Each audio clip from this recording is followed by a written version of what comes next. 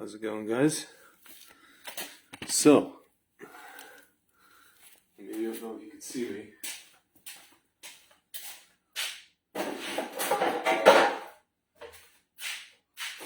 So, 2 years ago, alright.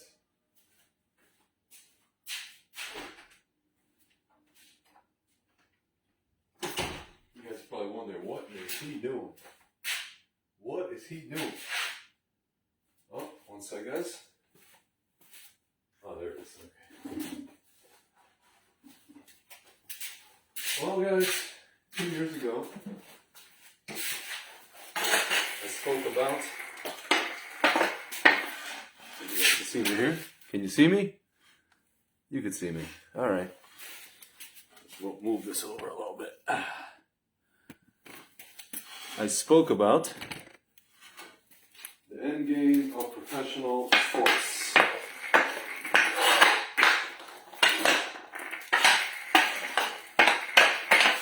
And I was speaking from a very, very philosophical perspective. However, and I was saying that, this whole thing is going to end. I was wondering how it's going to end because I saw, empty stadiums, empty garages, people not buying tickets, and I thought to myself, how long are these guys going to play in empty stadiums? At some point, we're going to want to come back. People are going to want to come back to the stadiums, And the arenas. You can't survive on, these guys can't eat on bread alone, right? You can't survive on, what's it called? TV revenue, And I thought to myself, how are you going to survive? What's the end game, right? My friends, I hate to say this. I don't know if you noticed what's been going on over in Europe. It hasn't, Baruch Hashem, been going on with hockey players, because if it was, we would have noticed it by now. These guys would have gone. It's not so much going on with football players as much, and also with basketball players. You can see it with soccer, you see it with tennis a little bit. You know what I'm saying? But my friends, people are ignoring it. But these guys are plotzing all over the field, all over Europe, and no one's paying attention. My friends, and it's going to come a point where people are going to have to pay attention. But one of these guys, one of these famous guys, is just going to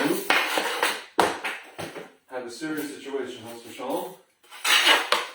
And that is going to be, my friends, maybe the end game of this whole thing. Because I'll tell you guys, you probably notice, on a side note, see if anybody can see me here. On a side note,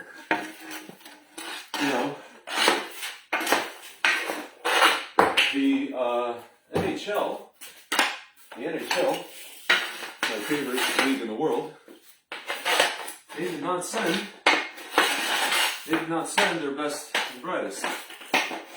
Why? Because, if you ask me, the games are in China, and this is effectively a boycott. So, they basically told their guys to stay home in lieu of Shmovid, right?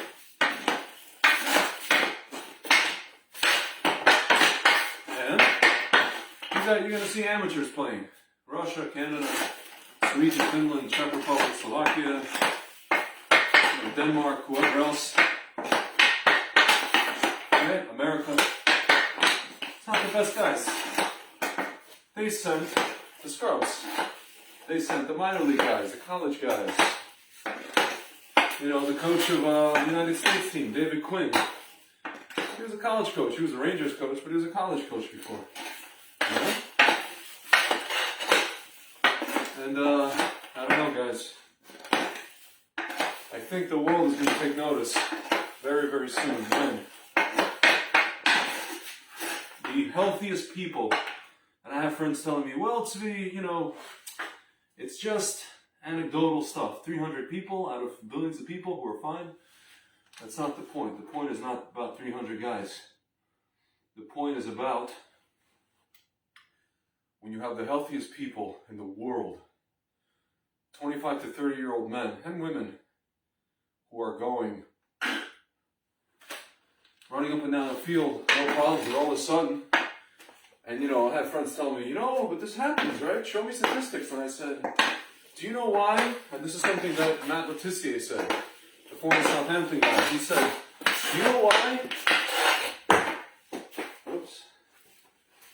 He said, do you know why? Do you remember the names? From the 90s and the early 2000s, why do you remember the names of these guys? People like Mark Vivian Cole and others, why do you remember these names? You remember these names? Because they were very few and far between. And now you don't remember much of them, except for maybe people like Sergio Aguero and others, a couple other guys, because there's like 300 or 400 of them. And you don't remember their names. You know? There's too many of them, guys. And at some point, one of them is going to come out. It's not going to be Rafa Nadal because, you know, he threw his friend under the bus, his friend, supposed friend, Novak. One of them is going to come out, one of these people, famous guys, high-profile guys, and say, you know what? This is what it is, guys. We saw it with Christian Eriksen last year in the Euros. Nobody said anything. He didn't say anything. The doctor didn't say anything. Everybody kept it quiet. They already lost a year in revenues. You know, they already lost from the previous year. They were supposed to have that tournament. And they said, God forbid we cancel it again, right? All because of this one guy. But guys, this is basically the end game for professional sports, unless they fess up and they come clean and they say, this is the story. But now the question is, guys, now they're going to have to tell us who took it and who didn't take it. Who took the stuff? Who took Shmasibo? You know, who took saline, Schmaline? Who took the whole kit and caboodle? And the guys who did, they're going to have to start on a detox program or some kind of treatment program, guys, because we're talking about trillions of dollars here, guys. We're talking about an entire industry, not just the games, not just the tickets, the merchandise, and the playoffs, and TV, and everything, guys, and everything. It's a whole realm we're talking about. And these are all the sports. The four major sports here in America, soccer over in Europe, also here, tennis all over the world, cricket, rugby. My friends, this goes on and on and on. And, you know, it's either going to continue or it's not going to continue. And guys, again, you see, I say this as a sports fan, as a sports obsessed person, as a hockey guy, as an athlete, you know, something has got to give.